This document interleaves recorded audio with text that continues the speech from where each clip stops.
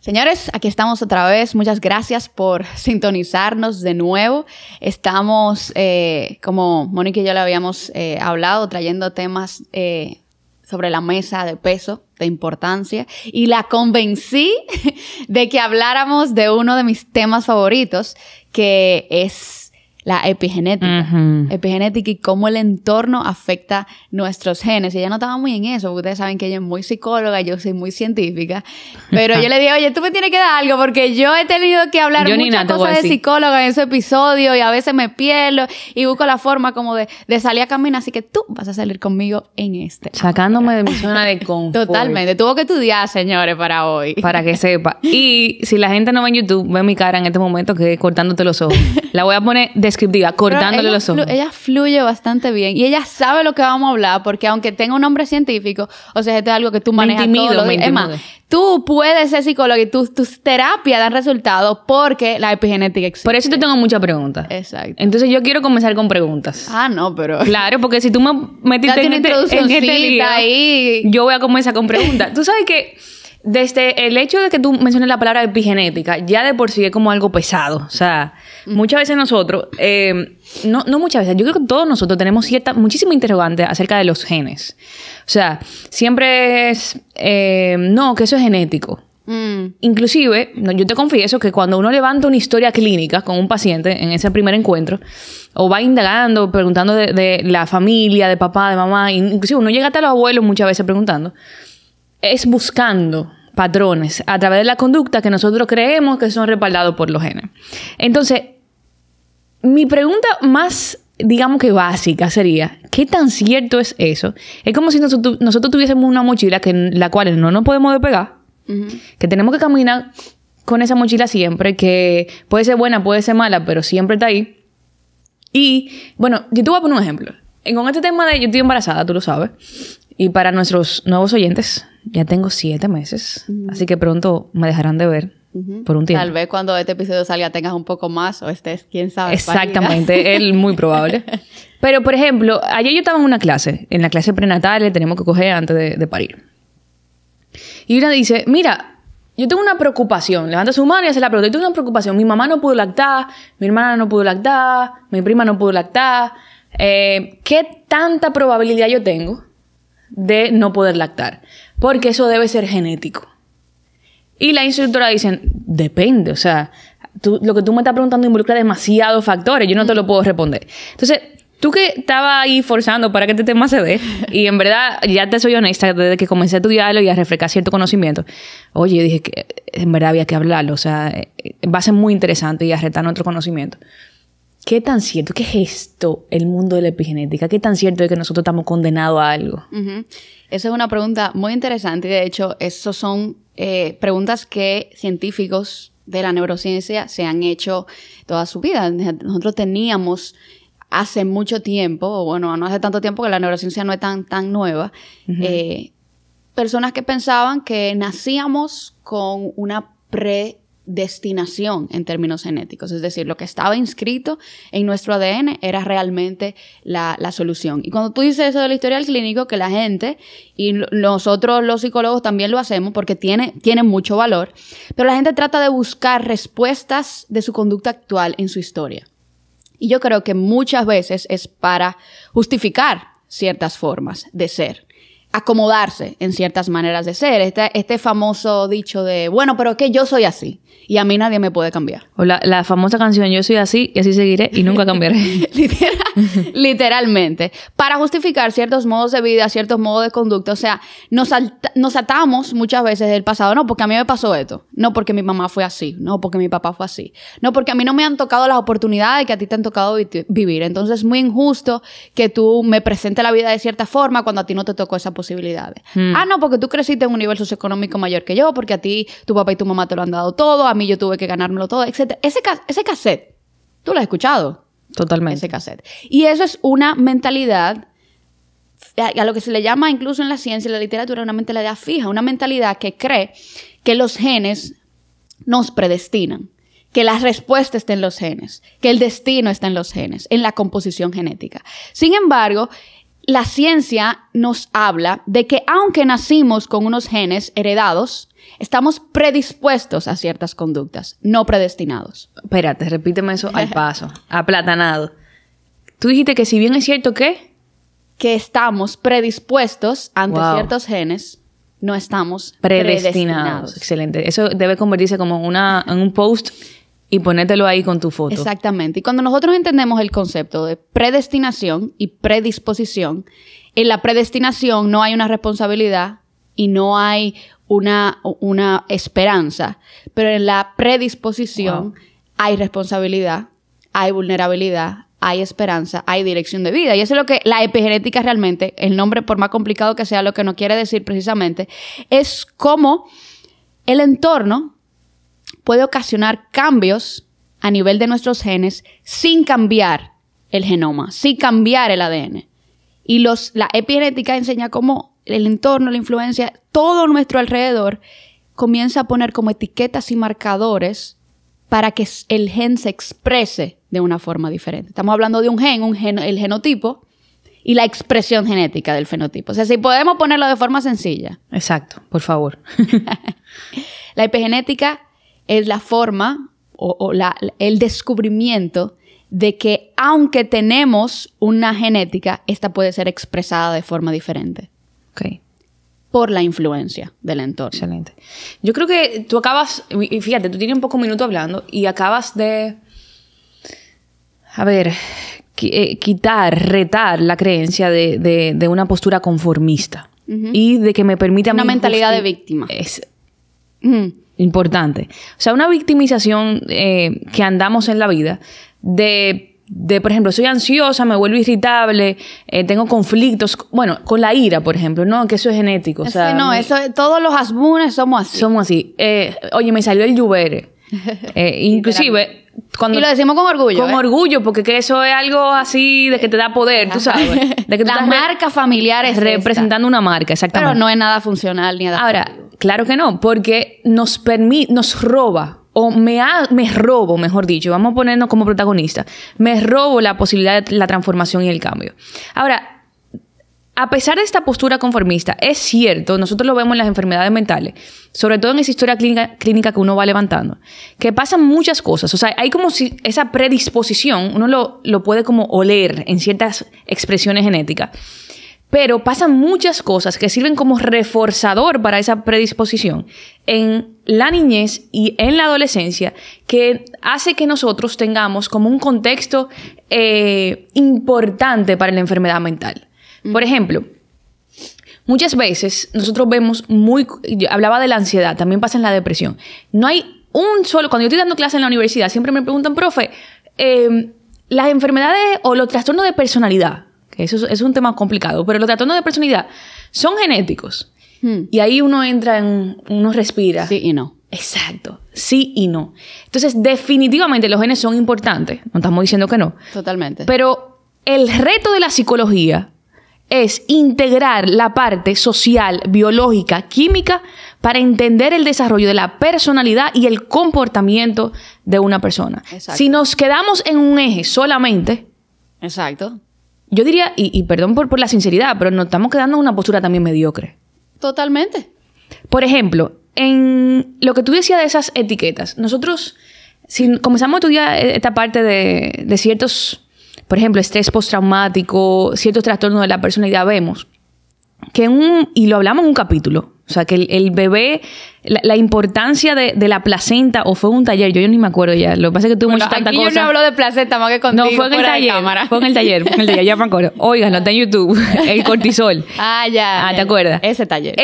Tú hablabas de cómo es importante el que la mamá mantenga la calma y hay un ambiente de paz, porque el bebé en gestación puede percibir el estrés emocional. Entonces se ha comprobado que ese estrés emocional, donde solamente lo está experimentando a través de una placenta, a través del vientre de su madre, puede provocar altos niveles de cortisol en la vida de ese bebé en la adultez. Entonces estamos viendo, oye, probablemente esa mamá tiene genes, el bebé viene con una predisposición, pero el ambiente desde la placenta, señores.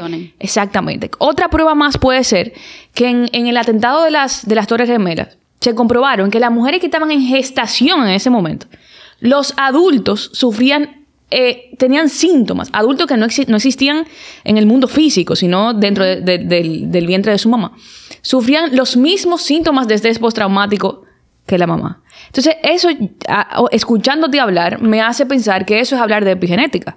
Totalmente. O sea, cómo el ambiente influye y cómo inclusive nosotros, sin estar pisando este mundo físico, podemos cargar, pero, vuelvo y repito para no contradecir ahí, tenemos una predisposición, pero el ambiente puede ser reforzador o no, de que eso se convierta en la expresión genética. A ver si entendí, tú me corriges, profe.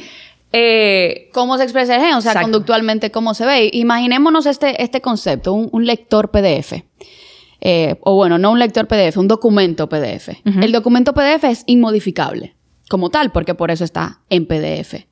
Ahora, hay programas que nos permiten poner cosas encima del PDF. Nos permiten poner post-its encima del PDF y hacer anotaciones.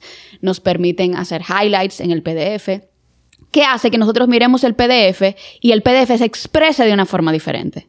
Fíjate cómo el PDF nunca cambia en esencia, pero uno puede modificar las etiquetas que le pone. Wow. Es decir, uno puede quitar o poner el highlight, uno puede quitar o poner el comentario, uno puede quitar... Entonces, el PDF sigue siendo el PDF, el ADN sigue siendo el ADN y no se va a modificar, o sea, no cambia ¿cómo se dice? La composición genética como tal.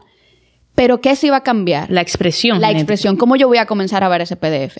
¿Cómo se va a ver ese PDF a los ojos de otra persona? ¿Cuáles cosas se encienden más? ¿Cuáles cosas le doy menos importancia en ese PDF? Entonces, esas cositas que nosotros le vamos añadiendo y quitando, eso es lo que se le llama epigenética. O sea, esa posibilidad, eso no se creía que eso se podía antes. Wow. Entonces, esa posibilidad, incluso, y vamos a hablar un poquito de eso, se traspasa en generaciones.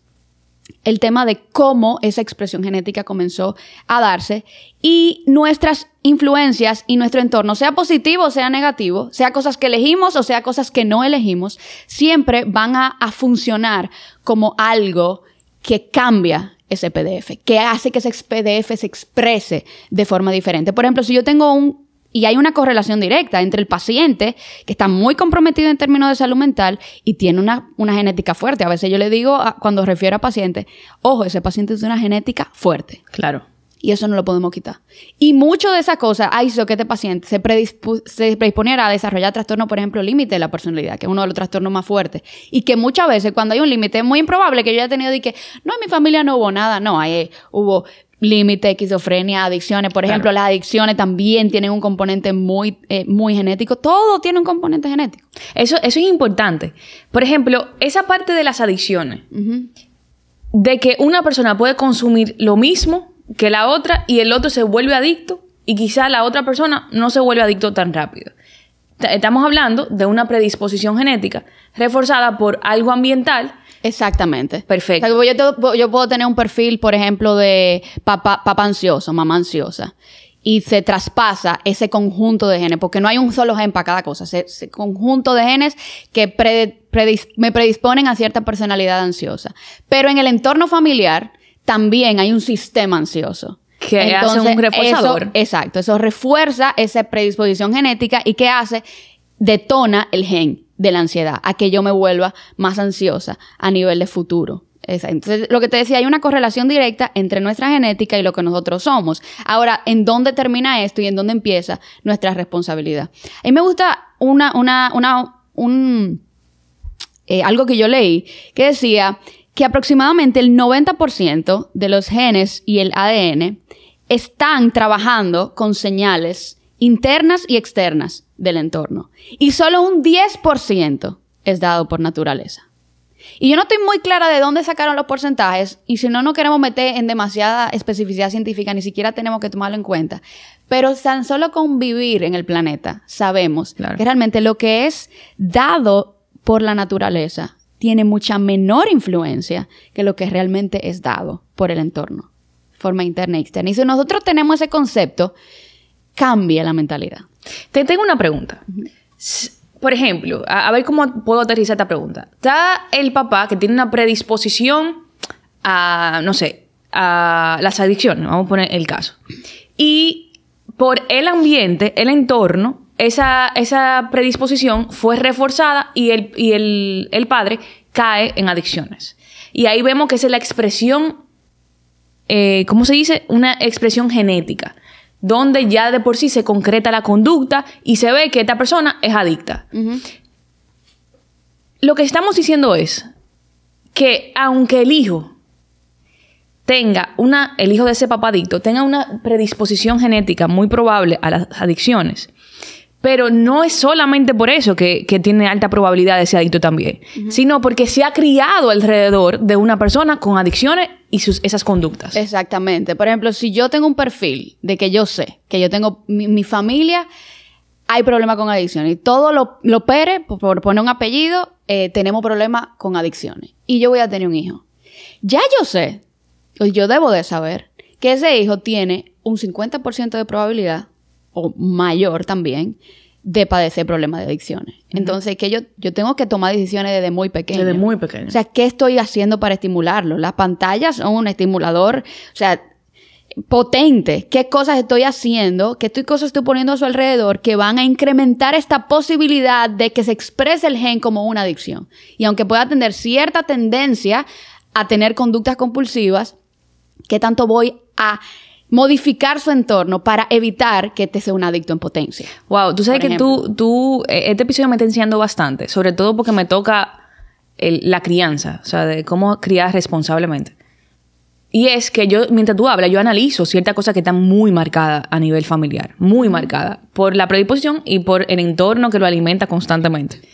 Entonces, yo debo comenzar con esa intervención que tú acabas de hacer a analizar desde ya cómo yo puedo de alguna manera fomentar estructuras sanas, una rutina sana desde muy pequeñito a ese bebé que viene en camino, para que pueda tener estructuras funcionales, ¿verdad? Y sanas, para poder desarrollarse muy lejos de un cuadro ansioso o muy lejos de un cuadro depresivo, o por lo menos ofrecerle herramientas desde muy pequeñito para poder canalizarla de una manera diferente. Fomenta el entorno. Exactamente. Y estamos hablando de una perspectiva socioemocional hasta el momento, pero vámonos con el neurodesarrollo. Hay estudios que nos dicen que el autismo, por ejemplo, tiene una composición fuerte, genética, pero muchas veces el entorno colabora a que estos genes se detonen. ¿Cómo? Por ejemplo, yo puedo, ya si yo sé que yo tengo un hijo dentro del espectro, yo puedo naturalmente pensar que el otro hay una gran probabilidad. Porque ya yo sé que el gen está ahí, de alguna u otra manera. Ahora, si ya yo sé que hay una predisposición, y ojo, hay momentos en que estos genes no van a poder parar de expresarse, no importa lo que hagan, porque hay cosas que sí son determinadas por la naturaleza, aunque es el menor porcentaje. Pero ya yo puedo asumir cierta responsabilidad de decir, ok, déjame entrar en una clase de estimulación rápido. Déjame que se hable mucho en el hogar. Wow. Déjame empezar a estimular verbalmente, en términos de lenguaje, a estimularlo socialmente, a comenzar a observar indicadores desde muy pequeño para que si tenemos que entrar en un proceso de adaptación conductual desde temprano con profesionales, lo hagamos. Pero ya yo estoy alerta ante que estas cosas puedan ocurrir porque yo sé que hay una predisposición genética. Para prevenir. Y puede ser que ese entorno que tú creaste, eso tú nunca lo vas a ver en realidad, pero puede ser que ese entorno que tú creaste haya salvado al niño no quiero utilizar la palabra salvar, sino haya evitado que se exprese esta composición genética. Ahora, la composición genética de los trastornos del neurodesarrollo son mucho más fuertes que las socioemocionales porque son neurodesarrollo. Pero yo me imagino que con eso mismo que tú dices, se puede prevenir ciertas cosas. Quizá no un diagnóstico. Se pueden prevenir. Es más probable que el gen del neurodesarrollo se exprese con mayor facilidad porque son muy silentes. Uno puede muchas veces ser incluso más conscientes y son más modificables lo del entorno socioemocional, crianza, etcétera, etcétera. Pero de que se puede y se ha observado, se puede. No, eso es excelente. Sobre todo porque, aunque hay cosas, sobre todo este tipo de genes que son muy fuertes, yo puedo sobreestimular, en la forma positiva lo digo, para que ese niño que ya viene con quizá un déficit genético o una predisposición genética, mejor dicho, pueda desarrollarlo y que ahí hay algo que pasa con la prevención. Y yo siempre lo he dicho, el terapeuta que ayuda a la prevención no le agradecen tanto. ¿Por qué? Porque tú no estás consciente de lo que tú pudiste haber caído. Exacto. Por ejemplo, uno ve a un paciente caminito a una depresión mayor y uno comienza ya a reforzar cierta cosa en consulta y el paciente ni se da cuenta que él estaba así de caer en una depresión mayor. Entonces, con esta comprensión de la parte de la epigenética, nosotros estamos dándole importancia a que esta información es poder. Pero no, fíjate cómo ya se transforma todo. No para la justificación y el conformismo, ni la mediocridad de quedarnos ahí, sino para todo lo contrario. Esa predisposición genética, que lo puedo analizar en mi familia, me ayuda a tener poder para transformar la historia. Para prevenir. Y para prevenir. Y ahora te pregunto, Camila, ¿es cierto que la parte genética de la predisposición, lamentablemente, no la podemos controlar? O sea, son cosas que vienen. Hay un porcentaje que es incontrolable. Incontrolable. O sea, donde nacemos, el nivel socioeconómico y el estrato de donde nacemos, los traumas de nuestros padres. ¿Tú sigues mencionando? Etcétera, etcétera, etcétera. Hasta esa misma predisposición genética de X o Y cosas. O sea, nosotros no sabemos con qué paquete genético nosotros venimos dentro, ¿verdad? Exacto. Ahora te pregunto, lo que nosotros estamos arrojando hoy es que sí hay cosas que podemos controlar. Sea para prevenir, para agregar o modificar esa expresión genética. Tú hablabas de etiquetas que cargan esos genes. Tenemos cierta forma de manipular algunas cosas. La pregunta es, ¿qué nosotros? ¿En qué podemos intervenir? ¿En qué tenemos poder para impactar y transformar nuestra historia? Y no solo nuestra historia, y ahí voy a hacer un paréntesis antes de entrar en esa pregunta que tú pusiste, que la vamos a desarrollar en ambas.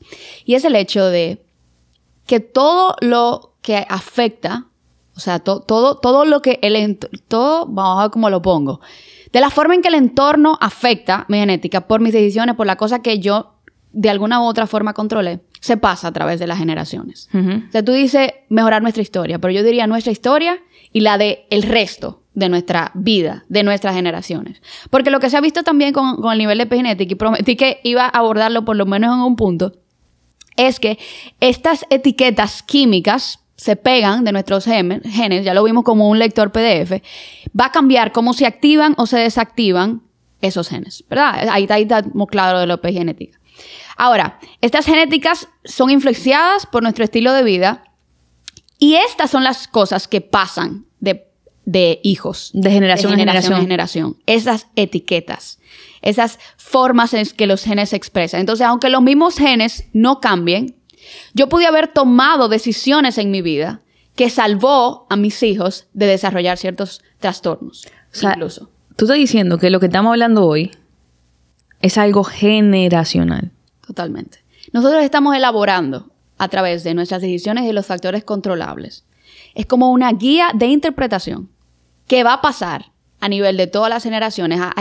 Es como cuando una persona se para en la familia, esto es un ejemplo, y dice, ok, yo voy a cortar con esta, muchos en mi entorno le llaman como cadena generacional, por así decirlo. Esto que nos está atando a nivel generacional, que es muy fuerte, los genes son muy fuertes, tienen mucho poder. Yo voy a terminar aquí, voy a tomar este tipo de decisiones, voy a tomar este curso de vida. ¿Para qué? Para que mis genes o mi expresión genética, mis hijos tengan otra guía de interpretación de cómo expresar este ADN que está dañado en cierto punto. Excelente. Tú sabes que en consulta, yo cada vez que podemos identificar, por ejemplo, una forma de amar no sana, la forma de gestionar el estrés, yo siempre hago una pregunta.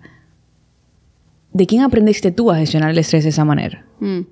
Y tú te vas a dar cuenta que, bueno, es que mi mamá tal cosa. En mi casa el multitasking era... Entorno.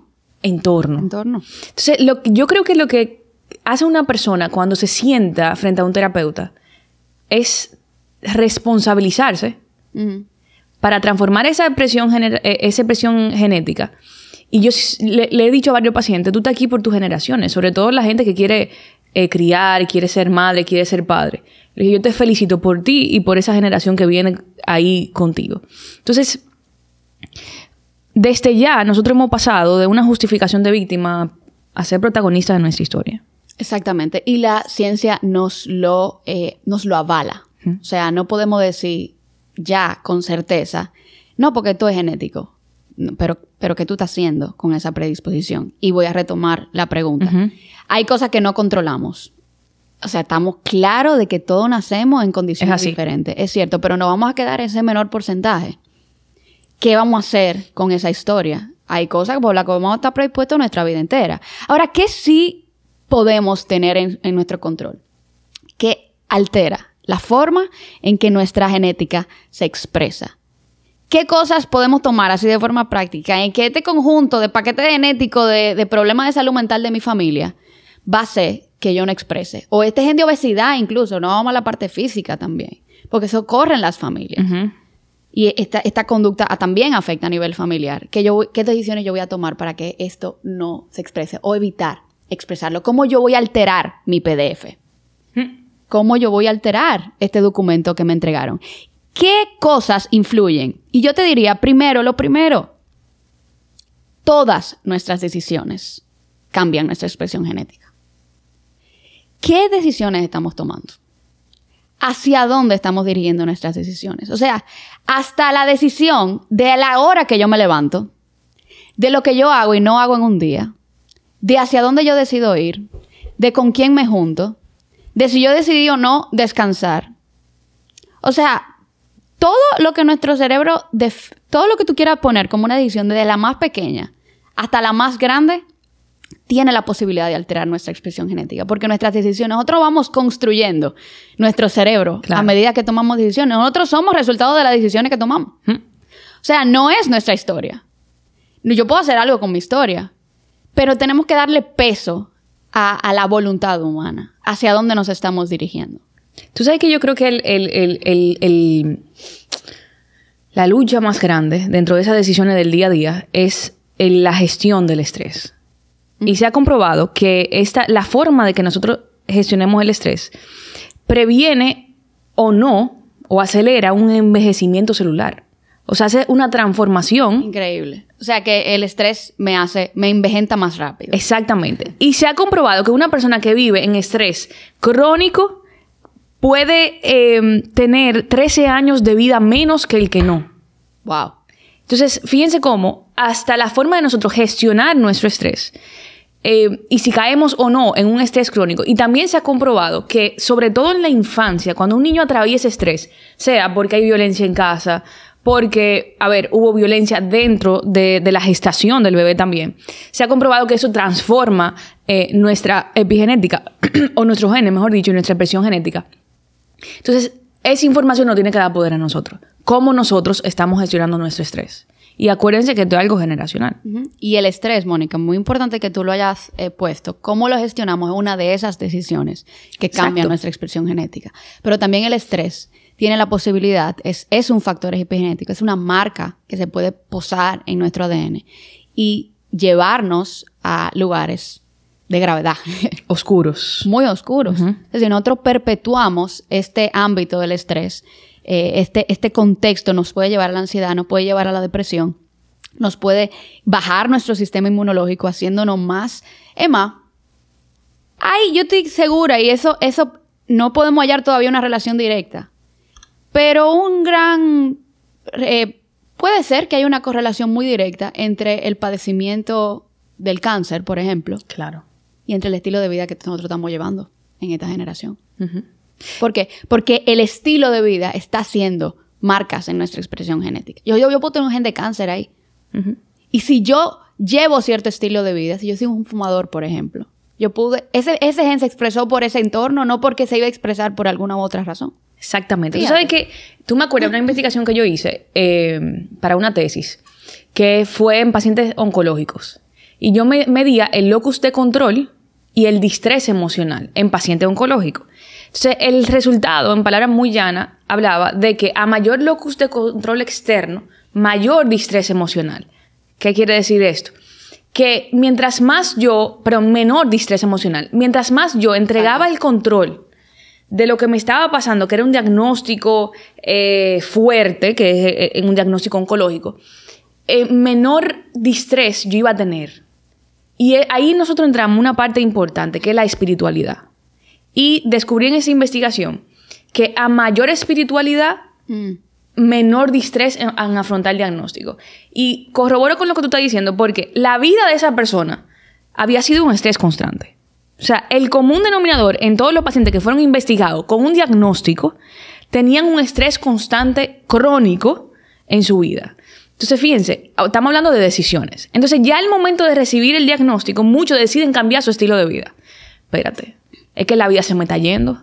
Y ahí es que comienzan a cambiar de un locus de control interno, o sea, de yo tengo que controlarlo todo tiene que pasar como yo digo. Bueno, ya eso es otra conversación.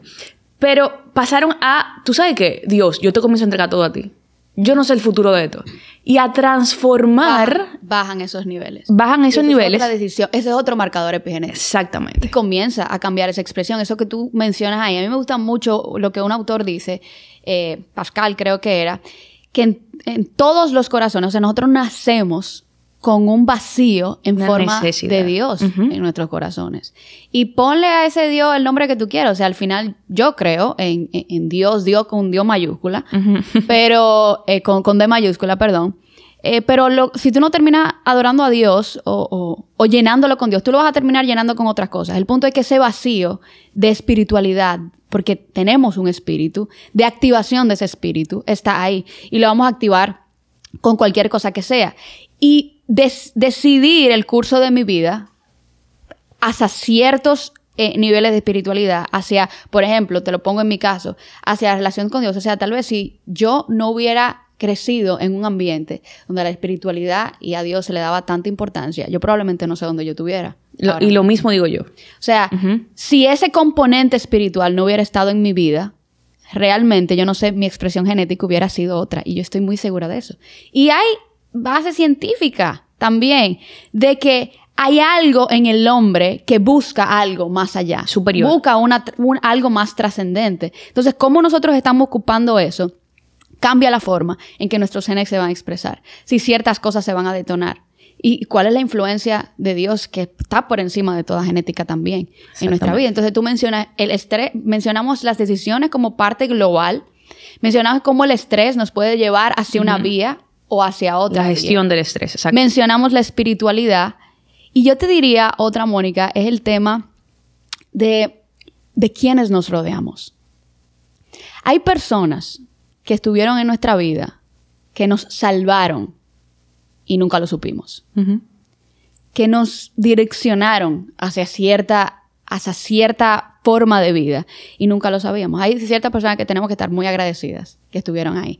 Y hay otras que por estar en nuestra vida también nos llevaron a potencialmente otros outcomes, por así decirlo. O sea, yo puedo tener genes de problemas de salud mental y si yo desde el principio estoy apegada a una comunidad, eso fue lo que me pasó a mí también. Yo tengo grupos de apoyo, yo tengo amigos correctos. ¿Quiénes tú insertas en tu vida? Cambia tu expresión genética. Y justo eso, los recientes estudios de la epigenética habla de cómo cuando tú te rodeas y piensas desde el optimismo, desde la esperanza, también nosotros tenemos mayor probabilidad de que esa expresión genética juega a nuestro favor. Y es justo, no solamente la forma interna, evidentemente cómo pensamos, sino de quién nos rodeamos. Y yo estoy rodeada de gente que todo el tiempo está quejándose. Exacto. Que ve la vida siempre el vaso medio vacío. De que es como una nube gris constante. Amarga, gente amargada. Amargada, esa es la palabra. O inclusive relación amorosa, donde es un caos constante. Amigos que no te aportan en nada. Definitivamente el ambiente, eso también es ambiente. Eso es ambiente. Eso es ambiente. No solamente familia, crianza. Cambia mi vida, cambia mi forma. Es increíble como algo tan sencillo como decidir el amigo que entra y el amigo que se queda. Cambia mi destino. Exactamente. Yo inclusive veo mucho en consulta como los pacientes me dicen, no, porque cada vez que yo hablo con ella me da como una ansiedad. Aunque sea una amiga... Alerta. Exacto, que la veo a veces. Yo tengo que hablar de esa conversación. Espérate, ¿qué representa esta persona para ti? Entonces, todo esto, si seguimos hablando de decisiones.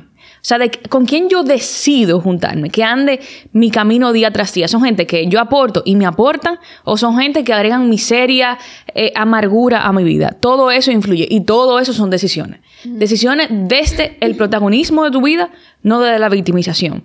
Y hay cosas que quizás son puntuales y quizás las sabemos. Por ejemplo, la higiene del sueño. Hábitos. Hábitos saludables. Ahí sí hay el tema de los hábitos. La alimentación.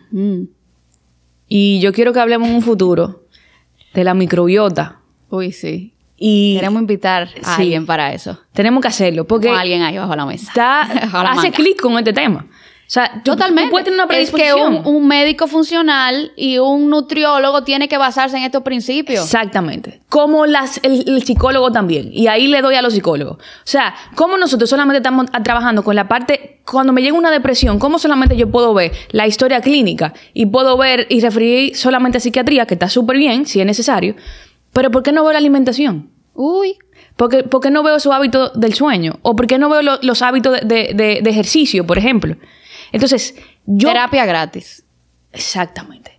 Yo es cierto, puedo identificar como terapeuta que tengo una predisposición, pero si yo no también evalúo cómo va ese nivel interno del intestino y los hábitos que tiene esa persona, yo me voy a quedar coja en la intervención. Totalmente. Yo, como mencionaba ahorita, o sea, tú puedes tener genes de obesidad y para ti Exactamente. te hecho obvio, o sea, del inicio, pero tú estás viendo que hay un patrón con tu hijo que está repitiendo los mismos hábitos alimenticios que tú repetiste.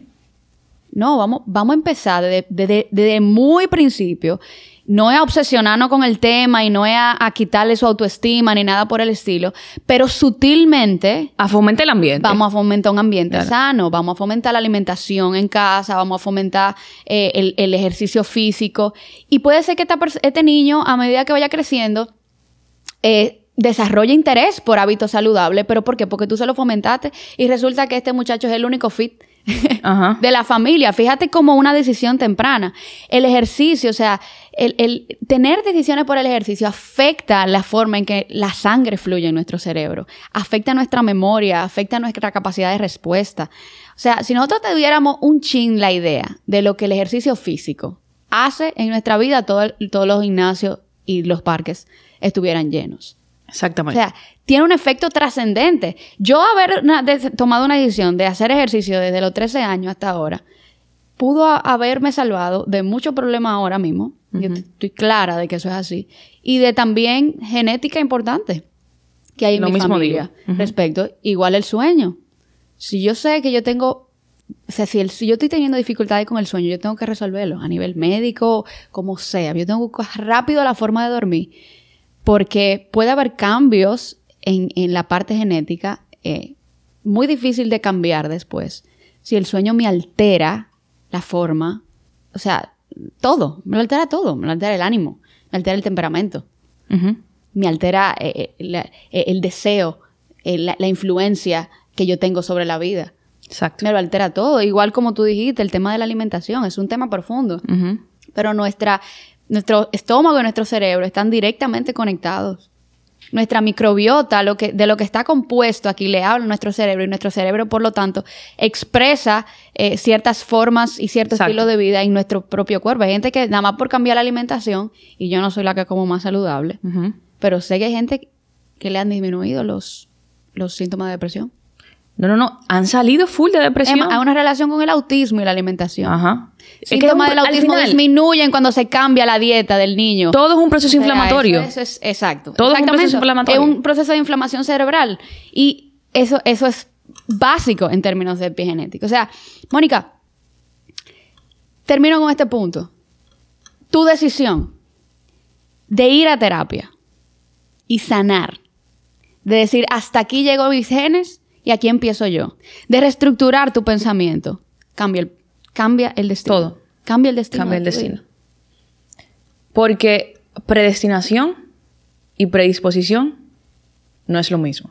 Exactamente. Es cierto que aquí yo estoy aprendiendo, es cierto que hay una predisposición, pero no quiere decir que nuestra expresión genética está condenada únicamente, o sea, no es el único factor que debemos evaluar. Hay poder de decisión. Totalmente. Todas nuestras decisiones pueden transformar nuestra historia. No importa lo que haya pasado en tu familia, en tu pasado, tú puedes cambiar tu historia y la de tus hijos, de forma positiva o de forma negativa. Exacto. Porque esto funciona desde ambas perspectivas. Totalmente. Yo puedo tomar... Pero yo creo que todo se resume en ser más conscientes sobre las decisiones que estamos tomando. Exactamente. Y quitarnos esa mentalidad de víctima, que yo creo que nosotros tenemos que hacer un episodio nada más de esa mentalidad. Hay que hacerlo también. Porque ya la mente es otro factor que cambia nuestra epigenética. O sea, los pensamientos, la parte inmaterial de nuestro cerebro, cambia la parte biológica. Cómo pensamos, las estructuras de pensamiento. ¿Qué alimentamos al pensamiento? ¿Qué formas alimentamos? O sea, nuestros pensamientos nos pueden llevar a una depresión, a activar un gen de depresión. Exactamente. O sea, y eso es un tema bien profundo, el tema de la mentalidad también. Y no tenemos poder de que probablemente entre como pensamiento automático a nuestra mente, pero sí que hacemos cuando ese pensamiento llegue. ¿Y cómo lo cambiamos? Y cómo lo transformamos, ¿ok? Camila, te agradezco profundamente. Yo me emocioné. Sí. No, me encantó. Yo me emocioné. Yo creo que aquí en este episodio se notó la felicidad en mi tono de voz. Ajá, este es tu tema. No, totalmente. Yo amo este tema. No, y te agradezco porque fue muy edificante para mí, a pesar de que... Te forcé. Me forzaste, me sacaste de mi zona de confort. Pero me encantó. Y creo que, sobre todo, si hay terapeutas que nos están viendo también, deben saber este tema al momento de intervenir. Totalmente. Sea terapeuta infantil, de adolescente, de adultos, nosotros debemos saber este tema porque esto no está divorciado a la terapia clínica. ¿No? Por esto es posible la terapia. Por esto es posible. Y esto es lo que nos da esperanza. Si no, vamos a trancar los consultorios. Por este tema nosotros tenemos esperanza y el paciente tiene esperanza. Así que te agradezco profundamente, sinceramente te lo digo. No, fíjate que me estoy poniendo... Por insertarte en este... Me estoy poniendo seria porque es un agradecimiento profundo y genuino. Y yo creo que al final, si tuviésemos que terminar con algo, o sea, que no asumamos, integremos toda esta información y asumamos, tomemos decisiones. Ya no hay excusa. No hay excusa de nada, ni siquiera para la obesidad. O sea, ese yo soy así. Exactamente. Ese, los Pérez somos así. Los Pérez somos así. Los Yuberes somos así. Pero, no es que estoy pensando en ningún Pérez, pero... Bueno, yo te voy a tener que hacer una investigación privada. ¿Y quién será ese Pérez? No tengo ni idea de quién es el Pérez, pero como Pérez es un apellido tan común, lo puse ahí el Pérez. Pero nada, seguimos inyectando esperanza. Inyectando responsabilidad tanto para nosotras dos, porque hoy yo salgo también muy confrontada de este episodio, como para todo el que nos escucha. Así que nada, Camila, gracias por edificarnos. Mónica, y a todos ustedes por escucharnos. Nos vemos en un próximo episodio.